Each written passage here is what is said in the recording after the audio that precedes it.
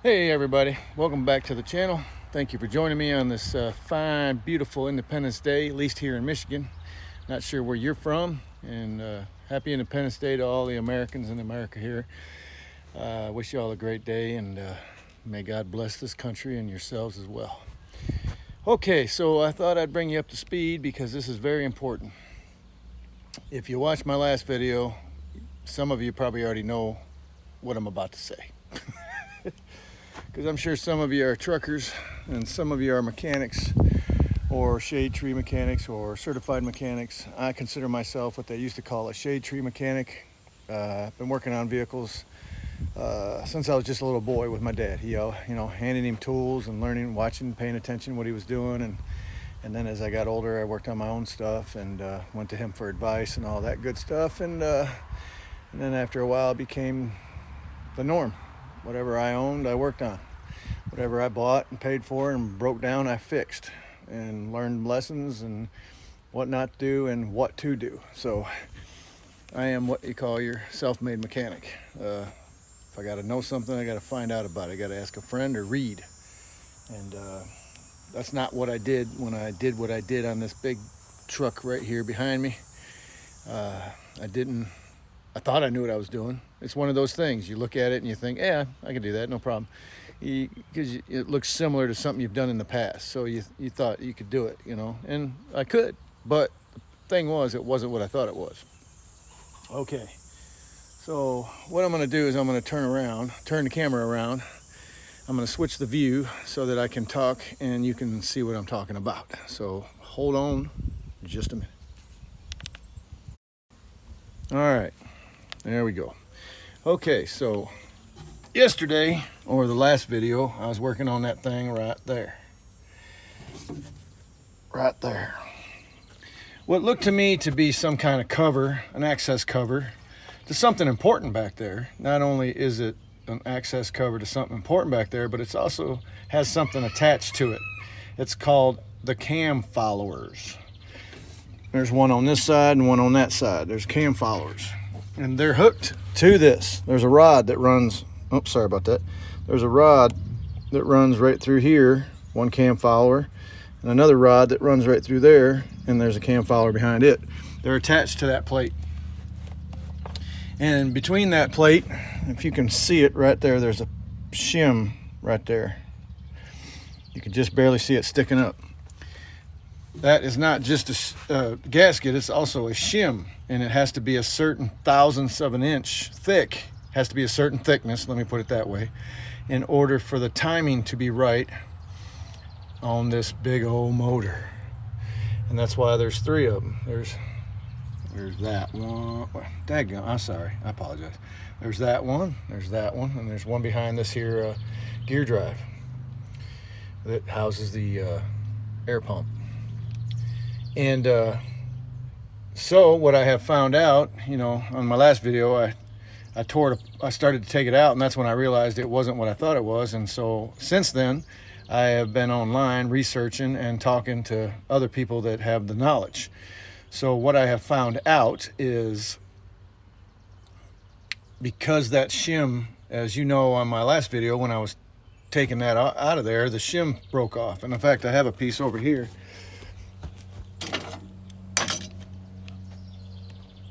Right there, not this nut, but this right here is part of that shim, and it's very important, very important. So I can't just put that back together again and just go down the road. Nope, ain't gonna work. Now, yeah, most of the shim is still in there, but it's gonna leak oil worse than it did because part of it fell out. So what I've got to do now, okay, what I've got to do now is I've got to get on top here.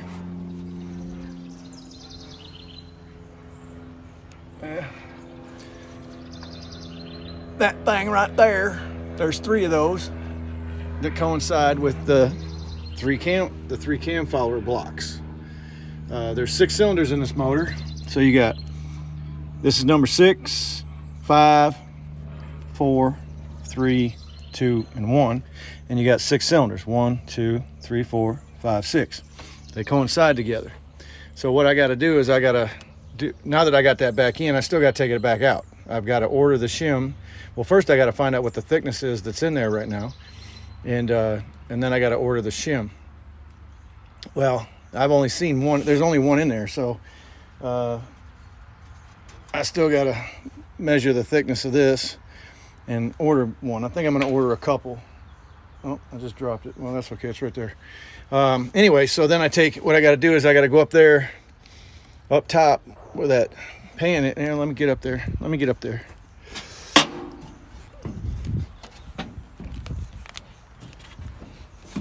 All right. All right. So there we go. So we got 1, 2, and 3. And all 3 of them heads got to come off. Excuse me. Them are not heads. Them are valve covers. Underneath that are valves. And there's an injector under there. There's 2 injectors. 2 injectors. And 2 injectors. There's 6 injectors. And each injector has an intake and an exhaust. Anyway, so I have to take all 3 of them off.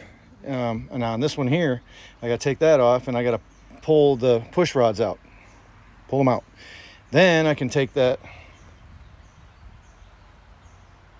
cam follower back out. And once I do that, then I can replace the gasket with the proper shim gasket and put it back in, and then put the push rods back in, and then I have to do an overhead on the whole engine. So that's what happens when you do something that you don't know what you're doing. I thought I knew what I was doing, but I didn't know what I was doing. Well, guess what? Now I know more than I did. Way more than I did. I'm going to learn how to do an overhead. I've never done one before on one of these big trucks. They're not hard when you know what you're doing, but when you're first learning, it can be daunting.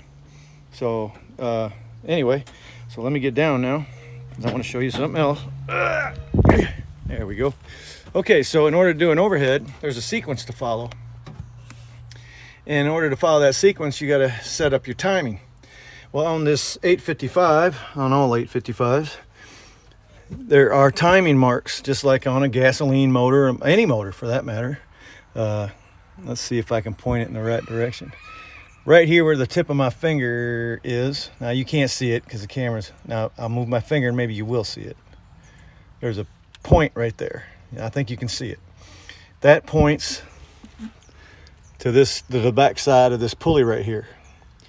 And if you look at that mark right there, that's one of the marks. There's 3 marks, A, B, and C. And right now it's set on A because that's the beginning of the sequence.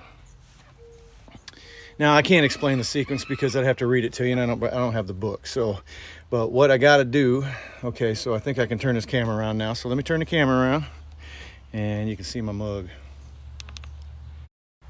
All right, so what I got to do is first thing I got to do is I got to order that shim/gasket.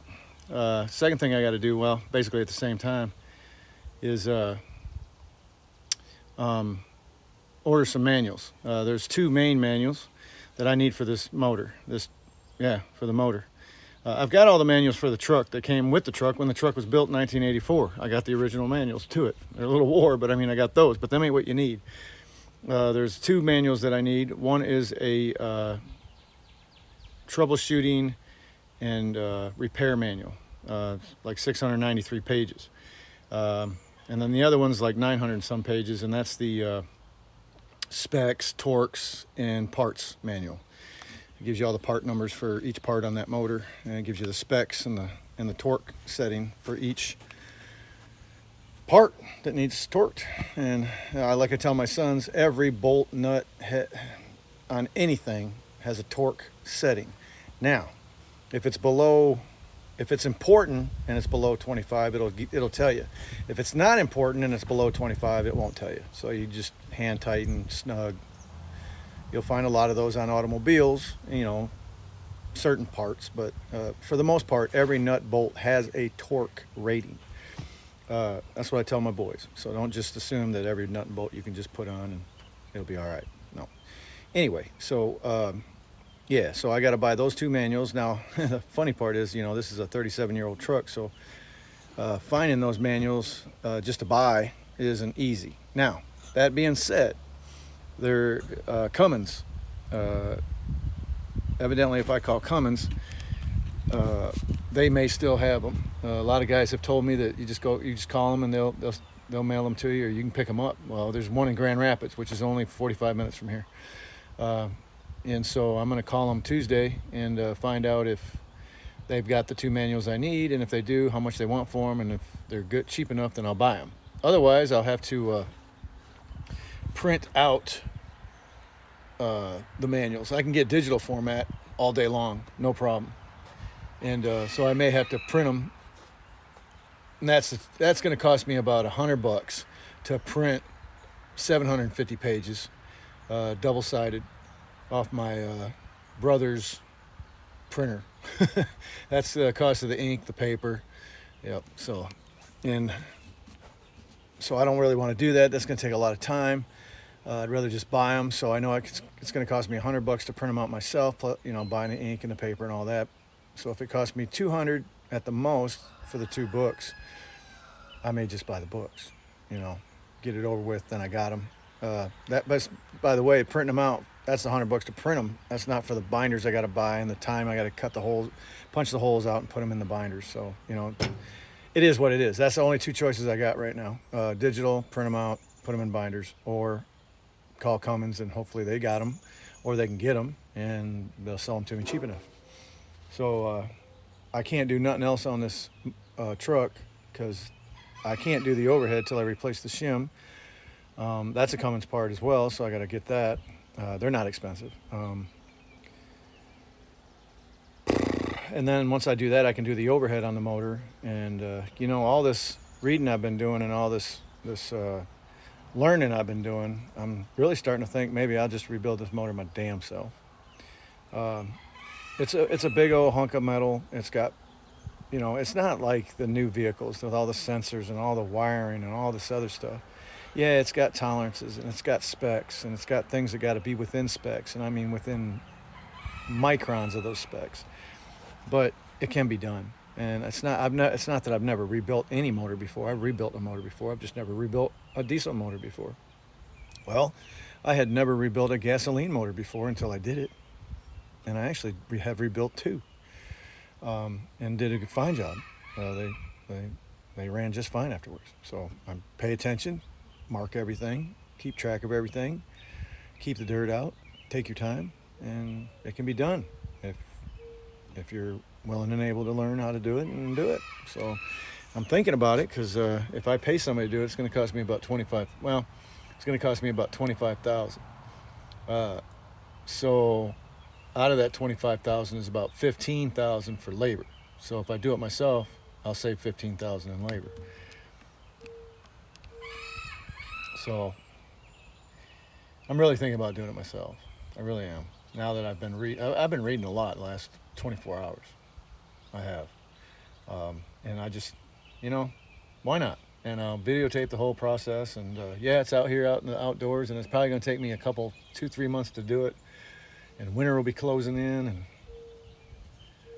yeah. I think I might. If you remember my other videos, the one thing I was concerned about, here, I want to sit you guys down. Well, if I can. There we go. One thing I was concerned about, as y'all might remember on my last video or the video before that, was the actual shape of the block. Is it too far gone to rebuild, or should I find a new block? All this last 24 hours, all this learning I've been doing and all the talking I've been doing with all these other drivers and mechanics and whatnot that work on their own trucks, their own motors, and I have been talking to people that drive these cab overs that know about Cummins motors because they got one or 2 or 3 or 4. Some of these guys have been working on these motors for 20, 30, 40 years, so they're the ones that I talk to.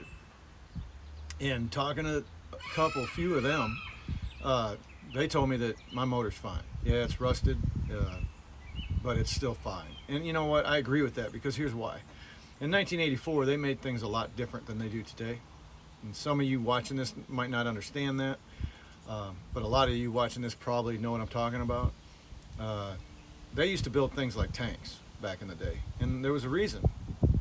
Back then, it was all about longevity. How, they wanted things to last for a long time, and that's why you still find vehicles 40, 50, 60, 70 years old on the road. Not all the time, I mean, but you'll see them. You'll see, if you look on the internet for them, you'll see people restored them, fixed them up. They're good to go. There's a lot of 60-year-old cars out there that have never been touched that are good to go. But you take a brand new car today and think it's going to last 50, 60 years, you're mistaken. It's not going to last that long. And here's why. Because they did something different back in the 80s, late 80s. They started thinking about the fact that if they made them to last, then they would lose customers. They would only have one customer, and that customer would only buy one time from them in their lifetime, maybe twice. Well, if they make them not to last and use the propaganda that they're making them for safety, then they don't last. That's why your car gets totaled with hardly any damage. You run into something, you run over something, somebody runs into you and your car's totaled. I can remember being a kid riding with my dad in his 1976, I think it was, 73 Olds Omega, and not bragging about his drinking, but just telling the story here, okay? We were riding along. I'm just a youngin', a teenager. I think I was 15 or 16 maybe. And he was driving, and we were driving down a dirt road here in Michigan. And he veered off and ran into the embankment on the right side of the road. Now, it was a road where the embankment was about 6-7 feet high. And he just ran into it, came back out. When we got stopped later down the road, we didn't stop then, we just kept going.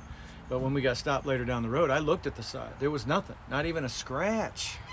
Okay, that's my point. You do that with a new car today, you run into the side of a dirt embankment, you're gonna damage it, period. And that's why these old vehicles last for a long time. That's why. And it's hard to find parts for a vehicle like this. It is. Not extremely hard. I can find a lot of good used parts, not a lot of new parts, but a lot of good used parts. And some of the parts you do have to manufacture. You have to know how to make things. Weld, torch, all them tools. I got a welder. I need to get on it, learn how to weld again. I used to weld all the time. Back in the 80s, late 80s, mid to late 80s, I used to weld all the time. So it's something I need to learn again, relearn. Been watching a little bit on that. I've got a torch, as I've said before. It's a propane torch. I have the setup, I just don't have the oxygen. And the only reason I don't have the oxygen is simply because I have to put a $400 deposit down and then pay $50 a bottle for one of the tall bottles.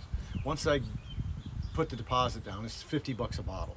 So then I'll have a propane torch. That's good for most things, but not all things. So I'm gonna get an acetylene torch as well. So I'll have both. Most of the time I'll use the propane, but sometimes you're gonna need the acetylene. When you wanna cut something thick, you're gonna need the acetylene. You wanna heat something up, propane's good, it'll work. You wanna cut something small, thin, not real thick, you can use propane. But thicker you go, the harder, you're gonna use a lot of propane trying to cut the thick. The thicker you go, the more propane you're gonna use. Acetylene's more expensive than propane, but if you want something cut quick and it's thick, you got to use acetylene. So yeah, so for now I'm done on the cab over until next weekend. I got parts coming that I can put on here. I've got the leveling valve coming. Can't wait to get my airbags up again. Want to see that happen. I've got my, like I said, leveling valve, my my pressure protection valve coming. I've got everything I need, wiring all my lights. So I'm looking forward to that. And I'm still going to go forward on replacing fuel lines. All that stuff's got to be replaced regardless. The radiator needs to be rebuilt, so I'm going to have to get that out of there. So if I decide to rebuild this motor, then I'm going to start tearing that apart. But I haven't made up my mind on that yet, simply because I don't have the money to do that right now. So I'm going to continue doing the things I had planned on doing, and we'll just keep going from there. With that said, oh, can you tell I cleaned off the hood of my truck, my pickup? Thinking about getting back on that too. I've got all the parts I need just to put it back together. I just stopped working on it because this truck became my priority. Because this is a moneymaker. That's not a moneymaker. So that's why I put that on the back plate and started working on this. Bought this and it became my priority.